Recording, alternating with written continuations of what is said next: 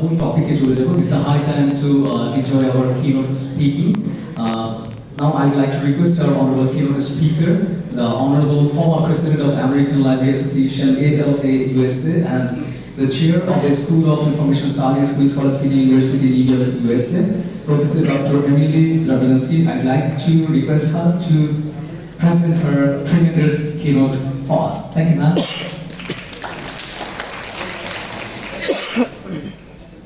Assalamu alaikum and Dhanyavad for the invitation to join you here at the Oxford of Asia at the University of Dhaka. We at the American Library Association are celebrating our 150th birthday, and I want to extend deep recognition of the 70th birthday of the Library Association of Bangladesh. I know very well how hard it is to keep an organization going and how crucial our associations are. And I look forward to continuing collaboration with the Library Association of Bangladesh. Also, thank you to Dr. Dilara Begum for the kind invitation to join you and for arranging such a wonderful visit. This is my first time in Bangladesh. It will not be my last time in Bangladesh, so thank you. I can't think of a more important issue today than the future of information. I'm speaking to you from the United States of America, where we have just experienced the election of a new president, Donald Trump, who I believe does not represent the values of the American people. When we try to understand how such a situation could come to be, I think we must look at the problem of good information. We know that information is power, that knowledge is power, and the right to know our history, our present, and our future, how the conditions came to be in our lives, is of crucial primary importance for ensuring that our governments reflect the things that we value. My work as the American Library Association president was focused on visiting libraries across the United States and across the world to understand the power of a library in a community. I visited a library in Quezon City, Philippines, where the library works to publish the history of the country, or the history of the city, and to share that local history with people in the community. I visited a library in rural Idaho, a small town of 1,000 people, where the library circulates not just books, but things like a cotton candy machine and a bounce house, so that everyone in the community can have access to joy. I visited a library in Delhi, India, where the library is the only source of clean, drinkable water for the people in the neighborhood. I visited a library in New York City, in Brooklyn, where I live, where the library connects people recently released from incarceration to people who have been out longer, where they can break bread together and understand the difference that it makes to be part of a community in the world. No matter where I went, more than 160 public talks, visiting libraries all over the world, everyone asked me one question: what about ChatGPT? What about artificial intelligence? We know that artificial intelligence is shaping how our information systems work. That everyone is fed information on their phone that reflects what the machine gives them. Artificial intelligence, generative AI, means that the information we retrieve is now shaped in the same way. When we do a search for information, we find only what has been, what the large language model has been trained on.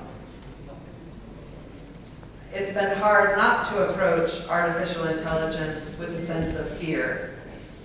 In the United States, we see artificial intelligence taking the jobs of information workers as employers believe that the internet, that the generative AI can do the work of producing information and can do the work of helping us make meaning from that information. A lot of my colleagues, even me, we have approached artificial intelligence from a place of fear.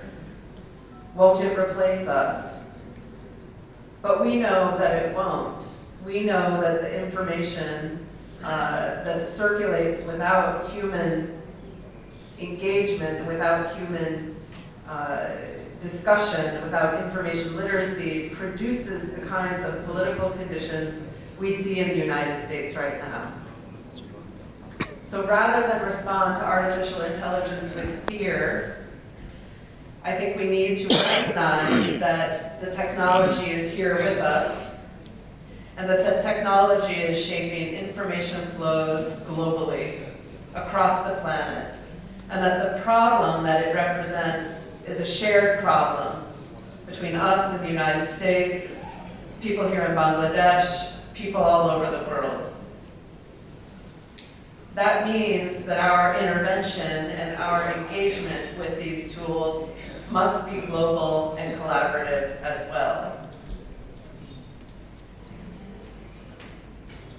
The rise of generative AI means that we in libraries and information science need to pay more attention to the human element of what we do.